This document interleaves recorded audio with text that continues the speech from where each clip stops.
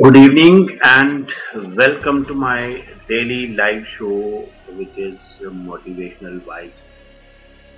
I'm your host, Gohar Wani, leadership consultant and motivational speaker at Creator Education and Research Group.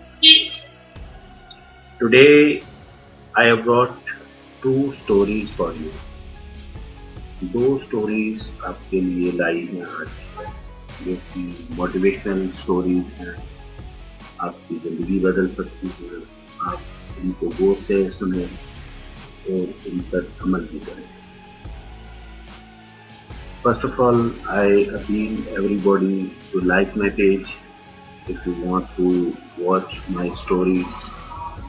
आप सुनना चाहते हैं मेरी stories, जो कि मैं रोज़ एक स्टोरीज का सिलसिला स्टार्ट किया हुआ है, मोटिवेशनल स्टोरीज का। मेरा ये मकसद है कि लोगों की ज़िंदगियाँ चेंज हो, लोग जो ग्रोथ के लिए कोशिश करते हैं उनके लिए ये स्टोरीज हैं। जो घरों में प्रॉब्लम्स होती हैं उनको सॉल्व करने की कोशिश की जाती है। तो छोटी मोटी स्टोरीज से हम बहुत कुछ सीख सकते हैं। तो मेरा यही मकसद है कि आप सभी लोग जो भी सुनने वाले हैं, मेरे व्यूअर्स हैं, जो वो इन बातों पे अमल करें और आने वाली ज़िंदगी अपनी आसान बनाएं। हम शुरू करते हैं। एक स्टोरी है चुगलखोर। एक चुगलखोर होता है एक इलाके में, वो बड़ा मशहूर होता है चुगलखोरी में। And he always back biting का है, उसका एक आदत सी बन गई होती है। लोग गांव वाले उसको गांव से निकाल देते हैं। वंस जब वो तंग आ जाता है, गाँव वाले तंग कर रहे, तो वो एक काम करता है कि वो गाँव छोड़ के दूसरा गाँव की तरफ रुख कर लेता है। जब वो दूसरे गाँव की तरफ रुख कर लेता है तो वहाँ पे क्या होता है कि वो पहले तो अपने गाँव में ही वो बड़ी देर तक रहता है, कोशिश करता है सरवाइव करने की, बट सरवाइव नहीं होगा। जितना उसने अर्न करा था तो वो सारा अर्निंग सारी उड़ा दी। अपने वहाँ पे कोई काम नहीं देता था बिकॉज ऑफ जो बैड हैबिट थी तो उसकी वजह से उसके घर में उसको कोई इलाके में कोई काम नहीं। तो वो बड़ा ही परेशान हो गया। मगर ये आदत जो होती है, ये आदत छूटती नहीं है इंसान से। अगर कोई भी आदत लग गई तो वो आदत छूटनी बहुत मुश्किल होती है। तो वो स्टार्ट कर देता है कि वो मूव कर देता है, इस गाँव से, विलेज से निकल जाता है, जिससे किसी गाँव की तलाश है। तो चल रहा होता है और जा रहा होता है एंड अल्टीमेटली एक गाँव मिल जाता है उसको, जहाँ पर वो पहुँचता है। तो जब वो गाँव में पहुँच जाता है तो वहाँ पे उसको वो वहाँ पे पता कर लेता है कि यहाँ पे कौन सा किसान है, किसी किसानी में वो माहिर होता है, खेती बाड़ी में माहिर होता है। तो किसी एक किसान के घर में वो चला जाता है और किसान से वो नौकरी की डिमांड करता है, कहता है कि उनको अपने यहाँ पे नौकरी दे दो। तो किसान उसको कहता है कि सैलरी क्या सैलरी है।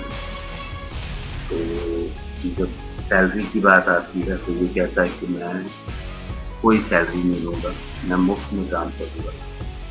मगर मुझे 2 वक़्त का खाना मिलना चाहिए और साथ में मुझे 6 महीने में 1 बार चुगली करने का मौका मुझे आपने देना है।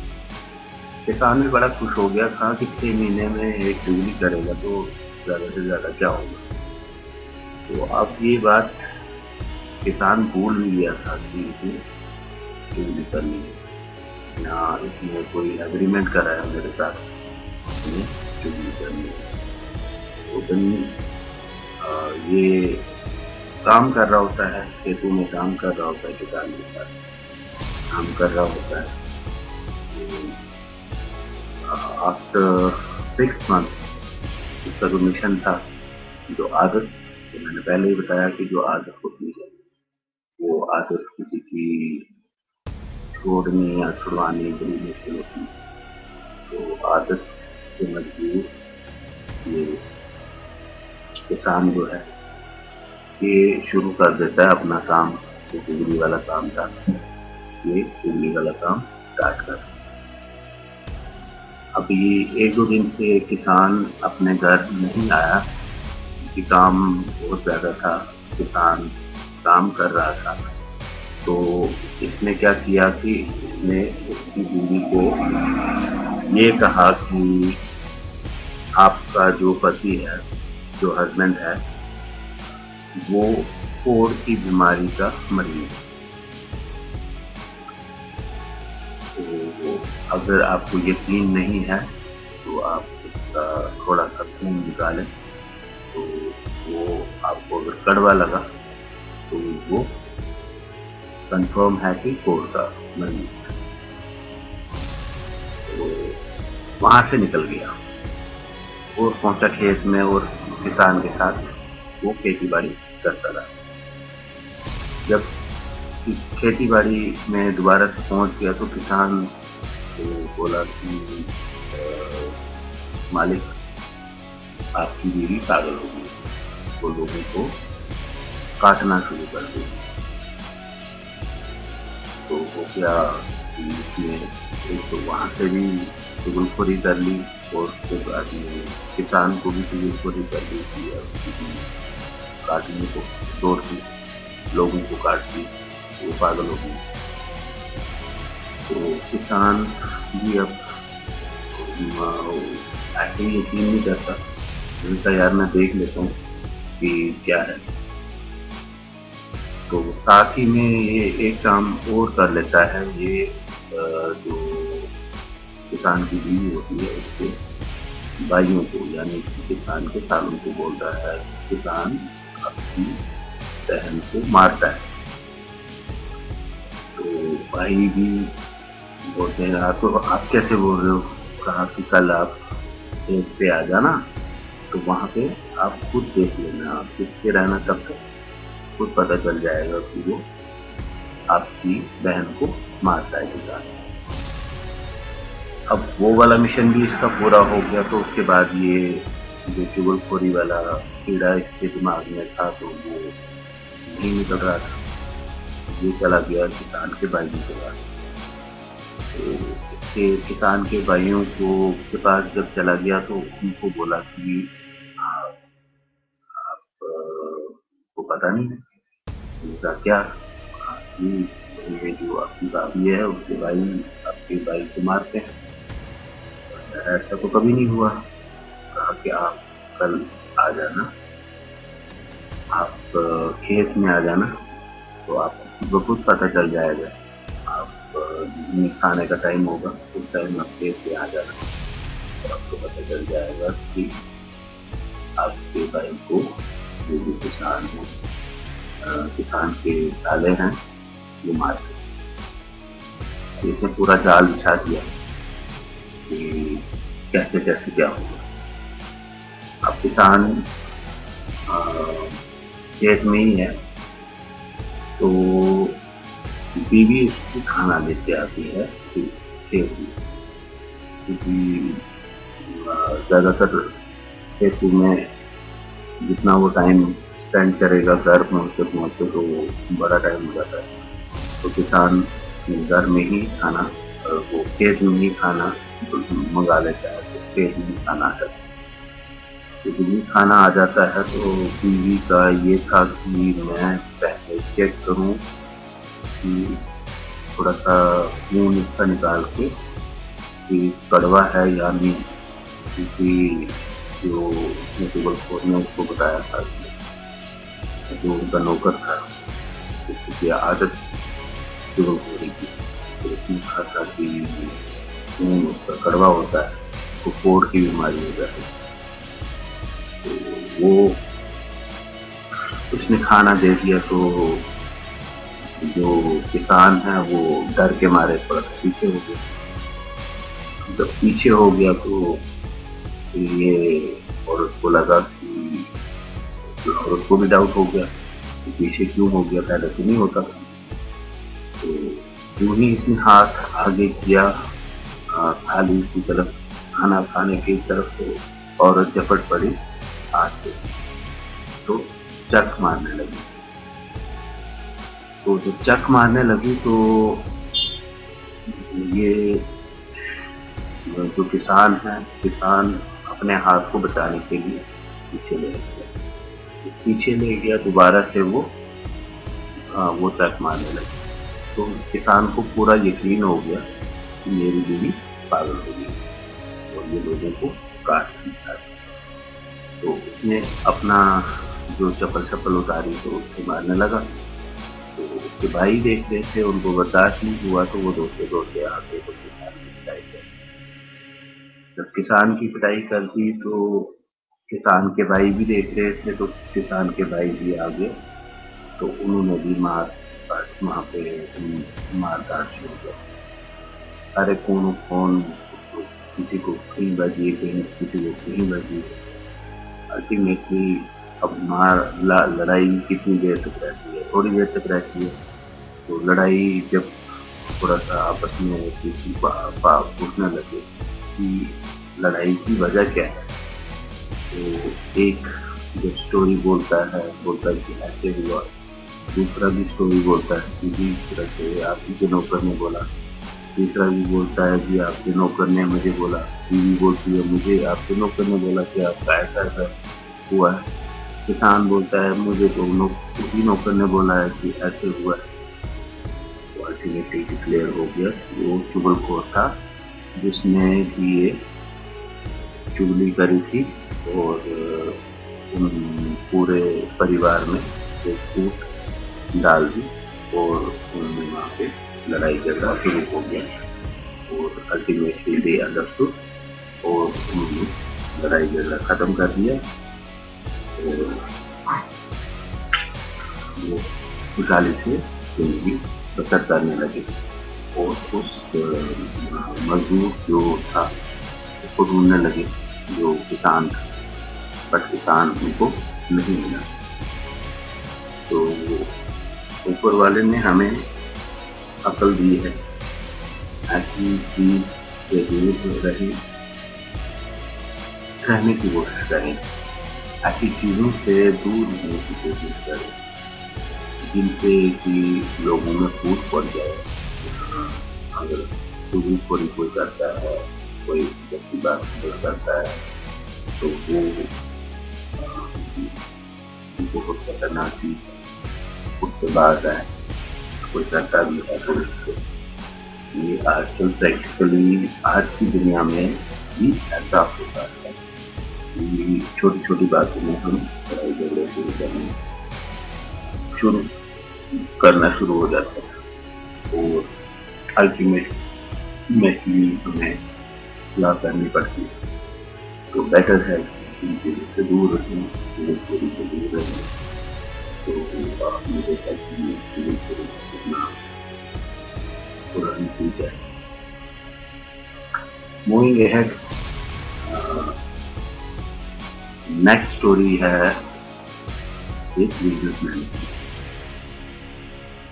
बिजनेसमैन। एक बिजनेसमैन होता है जो कि अपने मुलाजिम, जो कि बहुत ही फर्माबरदार, बहुत ही ईमानदार होता है, उसको मेहरबान हो जाता है। कहता है कि यार ये बहुत ही ईमानदार है, बहुत ही फर्माबरदार, जो इसको बोलते हैं वो करता है हमारे लिए, तो हमें चाहिए कि इसकी सैलरी बढ़ाए। वह अप्रूव कर देता है तो उसकी सैलरी इंक्रीज करा देता है। मान लो 10,000 रुपये इंक्रीज कर दिए, 30 ले रहा था तो 40,000 का, तो वो उस पर उसकी ईमानदारी का उसने वो चला देगी। जब सैलरी बढ़ाई तो देखा कि वो एम्प्लॉई जैसे का वैसे इसमें कोई फर्क नहीं पड़ा। ऐसे तो अगर किसी को 1 रुपया भी बढ़ जाता है तो ढूंढमा के शुरू कर देता है, बट जब इसकी सैलरी इंक्रीज हुई तो उसने कोई उसमें रिएक्ट नहीं किया, ये खामोशी से देखता रहा।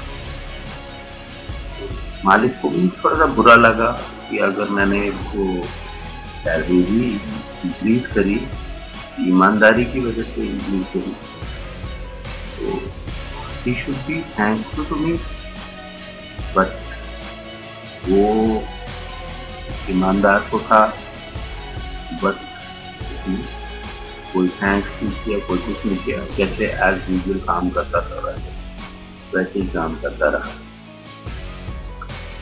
अब मालिक को ये अंदर से ही था, यार मैंने आउट ऑफ वे इसको एक किस्म की प्रमोशन दी, सैलरी इंक्रीज करी, इंक्रीमेंट दे दिया, और शुक्रिया अदा भी नहीं किया। यहाँ पे किसी और का किया होता तो मेरे घर आके जो भी देना होता है वो देते हैं, खुशी का इजहार करते हैं या ज़्यादा खुशामद करते हैं। तो उसने गुस्से में आके 2-3 महीने के बाद उसकी सैलरी दोबारा से डिक्रीज कर दी, किसी और वजह से नहीं, ये ईगो का मसला था। इसमें थैंक्स इसमें शुक्रिया अदा क्यों नहीं किया, उस वजह से उसने दोबारा से डिक्रीज की, उस पुराने पैकेज से उसको ला खड़ा किया। अब जब वो पुराने पैकेज पे आ गया तो उसने दोबारा से कोई रिएक्शन नहीं किया, वैसे तो वैसे हैरान हो गया, यार पहले मैंने सैलरी इंक्रीज करी थी तो ये वैसा ही था, आज मैंने डिक्रीज करी तो तब भी वैसे का वैसा ही है, इसमें तो कोई फर्क ही नहीं पड़ा, ये क्या रीजन है। मैंने इसको अपने घर बुलाया, कहा आप मेरे घर आ जाइए, मुझे कुछ आपसे पूछना, तो फर्मा बाजार था तो घर चला गया। जब घर चला गया तो घर में उससे इंक्वायर किया, कहा यार मैं सबसे ज़्यादा आप पे यकीन करता हूँ कि आप तो मेरे सबसे ईमानदार और सबसे फर्माबरदार एम्प्लॉई थे, तभी मैंने आपका सैलरी का पैकेज इंक्रीज करा। तो जिस टाइम इंक्रीज करा तो मैंने आपके जो फेस एक्सप्रेशन हैं उनमें कोई चेंजेस नहीं देखे, आपने ना तो खुशी का इजहार किया ना गम का इजहार किया, जैसे थे जैसे काम पहले करते थे वैसे ही दोबारा से काम करने लगे।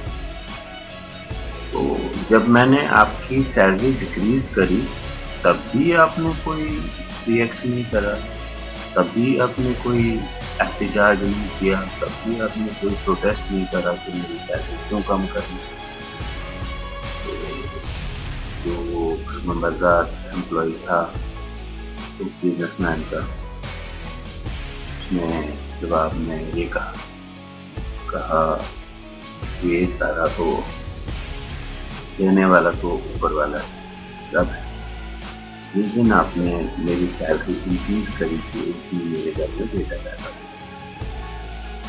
तो मैं ये समझा कि ये ऊपर वाले ने मेरे बेटे की वजह से मेरा जो इनकम है इंक्रीज करी। तो जब आपने मेरी सैलरी डिक्रीज करी, उस दिन मेरी मदर की डेथ होगी, तो वो अपना हिस्सा अपने साथ ले गई। तो मैं ना तो उसमें खुश हुआ और ना ही इसमें परेशान हुआ, क्योंकि ये सारी ऊपर वाले की मर्जी। ये अगर इंक्रीज भी हुआ तो ऊपर वाले की वजह से, देने वाला ऊपर वाला, ना कि कोई इंसान। तो ये जो कुछ भी हुआ ये ऊपर वाले की मर्जी की वजह से हुआ। अगर इंक्रीज भी हुआ तो ऊपर वाले की मर्जी से, अगर डिक्रीज भी हुआ तो ये ऊपर वाले की वजह से। तो